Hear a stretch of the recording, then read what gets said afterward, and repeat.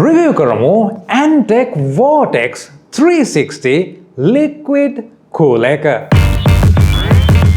It'll be fine.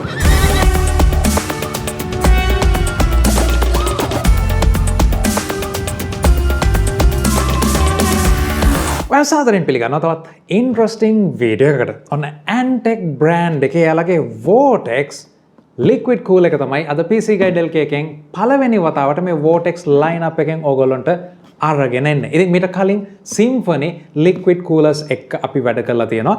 මෙතනදී Vortex කියලා කියන්නේ Symphony එකට වඩා ටිකක් විතර improve කරපු aesthetics එක අලුත්ම cool එකක්. ඉතින් මේ cool එකේ performance ඒ වගේම package එකේ මොනවද තියෙන මේ හැම දෙයක් ගැනම කතා කරන්න කලින් මතක් කරනවා Antec Sri Lanka Facebook page එක තියෙනවා.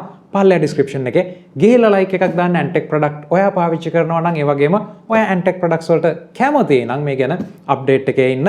ඉතින් මේ page එක හරහා නොයෙකුත් giveaways ඒ වගේම contest plan කරනවා කියන එකත් මතක් කරන්න අවශ්‍යයි. ඉතින් page එකට like එකක් දාලා follow කරන්න අමතක කරන්න එපා. මේ වගේ දේවල් වලට ඔයාට actively සහභාගී වෙලා Antec products දිනා ගැනීමේ හැකියාවක් තියෙනවා. ඉතින් එහෙමනම් අපි වැඩි කතා නැතුව thank you කියන ගමන් Antec brand එකට අපි යමු මේකේ unboxing එකට. package එකේ අපිට බලා ගන්න පුළුවන් දේවල් අතර මට පොඩි දෙයක් highlight කරන්න අවශ්‍යයි. ඒ තමයි අපේ Vortex 360 ARGB newly designed all-in-one liquid cooler කියලා එද්දි පහතින් අපිට තියෙනවා මේක RGB Aura Sync ඒ වගේම Gigabyte MSI S-ROC මේ හැම එකකටම support කරනවා. ඒ වගේම තමයි මෙතන තියෙන detail වලින් අපිට දීලා තියෙනවා water pressure එක සාමාන්‍යයෙන් මීටර් 1.4ක් කියන්නේ අඩි 5කට ආසන්න උසක ඉඳලා පහතට එන pressure එකකට සමානයි කියලා. ඉතින් මේ වගේ closed system එකක් ඇතුලේ මේ water pressure එක නිර්මාණය කරන්න දායක වෙන්නේ පම්ප් එක. පම්ප් එකේ powerfulness එක අනුව තමයි මේ water pressure එක මෙතනදී ගණනය වෙන්නේ. ඉතින් මේක PSI වලින් කියන්නේ නැතුව සාමාන්‍ය කෙනෙකුට තේරෙන විදිහට මෙතනදී සඳහන් කරලා තියෙනවා. ඉතින් අපි බලමු performance වලදී කොහොමද මේ cooler එක perform කරන්නේ කියලා. ඉතින් unboxing process එකට අපි යමු මොනවද package එකේ තියෙන්නේ කියලා බලන්න. අපිට තියෙනවා Antec Vortex 360 manual එක. ඉතින් manual එක එහෙම නැත්නම් මේ setup guide එක සෑහෙන වැදගත් කියන එක අනිවාර්යයෙන්ම කියන්න ඕනේ. මෙතනදී අපිට සඳහන් කරනවා මොනවද තියෙන parts. ඒ වගේම Intel platform එකට යනවා නම් 1200 1700 12 13 14 gen එකට මේක support. මෙතනදී ඒ screws ඒ වගේම mounting mechanism එක යන්නේ කොහොමද කියන එක. ඒ වගේම AMD වලට යනවා නම් AM3 AM4 වලට මොන විදිහටද මේකේ තියෙන nuts bolts මේ හැම දෙයක්ම පාවිච්චි කළ යුත්තේ කියන එක connections කොහොමද දෙන්න ඕනේ මේ හැම දෙයක්ම මෙතනදී අපිට සඳහන් කරලා තියෙනවා වැදගත් දෙයක් manual එක. ඊට පස්සේ අපිට package එක බලා ගන්න පුළුවන්. ඉතින් මෙතනදී අපිට white box එකක දීලා තියෙනවා අවශ්‍ය කරන accessories mounting ඒ වගේම lighting වලට අවශ්‍ය කරන දේවල්. ඉතින් අපිට බලා ගන්න පුළුවන් screws හැම දෙයක්ම මෙතනදී label කරලා අපිට දීලා තියෙනවා. ඒ වගේම thermal paste එකක් අඩංගු වෙනවා. මේ දේවල් එක්ක අපිට fan connector එකක් මෙතනදී තියෙනවා. 3 fan එහෙම නැත්නම් radiator unit එකට එන fans තුනම එක connect එකක් හරහා motherboard එකට connect කරන්න බොහොම වැදගත්. මේ දේවල් වලින් පස්සේ අපි බලමු අපේ fans මෙතනදී වෙනමෙන්. ඉතින් black fans ARGB effect එක තියෙන මෙන්න මේ වටේ විතරයි. fan එක black ගොඩක් හොඳයි. white එහෙම නැත්නම් transparent තියනවට වඩා මොකද මේ material එක සෑහෙනම ඝනකමක් තියෙන rigidity එකක් තියෙන material එකක්. fans තුනක් අපිට තියෙනවා.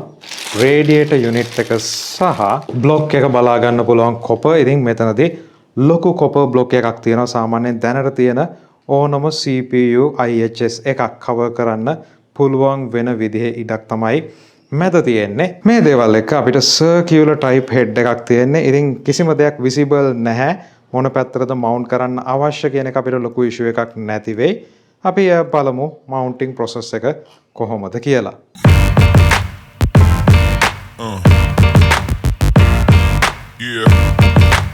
Antec Vortex cooler එකේ fans වල තියෙන feature එකක් තමයි මේ build quality එක black color fan එකත් එක්කම fan එකේ frame එක plastic වුණාට මේ screws set වෙන තැන rubber padding එකක් දාලා තියෙන්නේ ඔයගොල්ලන්ට පේනවා ඇති. ඉතින් මෙන්න මේ rubber padding එක නිසා radiator එකට touch වෙද්දි ඒ වගේම screw එකට මෙතනදී touch වෙද්දි vibrations අඩු වෙනවා. මෙතනදී වාගේ PC එකේ ARGB connection නැත්නම් fans වල තියෙන ARGB control කරගන්න මෙතනදී අපිට එනවා controller එකක්. ඉතින් අපිට SATA power එක මේකට දෙන්න පුළුවන්. ඒ වගේම තමයි එහෙමත් නැත්නම් අපිට මෙතනදී ARGB fans ඔක්කොම ටික connect කරලා motherboard එක connector එකකට දෙන්න මේක පාවිච්චි කරන්නත් පුළුවන්. ඉතින් මේ connector එකේදී අපිට magnet එකක් තියෙන casing එක metal නිසා. ඉතින් අර සාමාන්‍ය tape එකකින් velcro වගේ tape එකකින් අලවනවට වඩා මේක බොහොම neat කියලා කියන්න පුළුවන්. අපිට නිකම්ම casing එකට අලවන්න තියෙන්නේ. ඒ වගේම ඔයාට effects support කරන්නේ නැත්නම් ARGB එතනදී අපිට button එකක් දීලා තියෙනවා මේක control කරගන්නත්.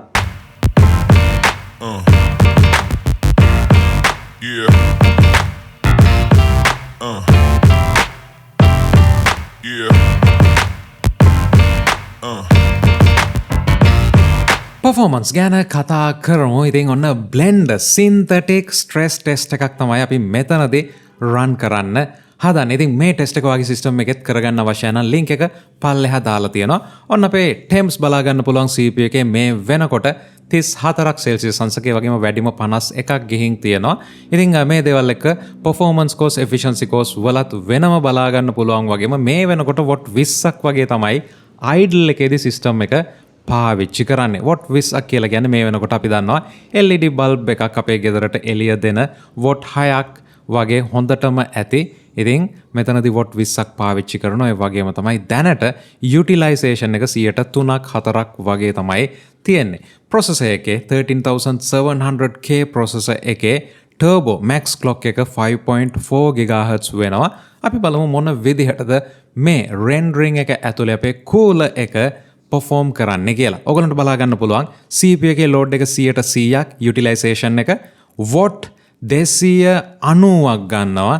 ඒ වගේම temp එක කෙලින්ම 100ට යනවා. මේක සාමාන්‍ය දෙයක් ලංකාවේ කාමර උෂ්ණත්වයේදී. මෙතනදී watt 290ක් කියලා කියන්නේ ඔයගලන්ට මතකයි නම් ඉස්සර තිබ්බ filament bulbs watt 100 වගේ bulb ආවා. මේ bulb එකක් දාලා විනාඩියක් වගේ ඇද්දි මේක අල්ලන්නවත් බැරි තරම් රස්නේ. ඉතින් මේ වගේ දෙගුණයක් එහෙම නැත්නම් තුන් ගුණයක power එකක් ගන්න processor එකක් ගැන අපි කතා කරන්නේ 5.4 GHz වල turbo clock එක මෙතනදී 5.2 එහෙම නැත්නම් 5.3 5287යි කියලා කියන්නේ 5300ට ඉතාමත් ආසන්නයි.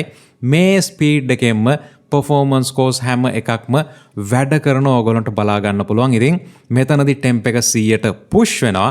හැබැයි 5 GHz වලින් එහෙම නැත්නම් 5.2 GHz වලින් අපේ processor එක down වෙන්නේ නැහැ. ඉතින් මේක හොඳ benchmark එකක් කියලා කියන්න පුළුවන්. අපේ cool එක කොච්චර හොඳට perform කරනවද කියලා බලන්න. මේක real world scenario එකක් නෙවෙයි කියන එක අනිවාර්යයෙන්ම කියන්න ඕනේ. synthetic stress test එකක් CPU එක full load කරන එක තමයි utilization එක සිද්ධ කරන්නේ. ඔන්න rendering එක ඉවරුණා. utilization එක 5.4 වෙනවා. temp එක ඒ ක්ෂණයකින්ම 40-30 ගණන් වලට එනවා. ඉතින් විනාඩියේ තප්පර 25ක් තමයි මෙතනදී rendering එකට සම්පූර්ණයෙන්ම ගිහින් තියෙන්නේ. ඉතින් මේ දේවල් එක ඊළඟ ටෙස්ට් එක අපේ සාමාන්‍ය ලෝකයේ ටෙස්ට් එකක් normal rendering එකක් අපි බලමු කොහොමද වැඩ කරන්නේ කියලා.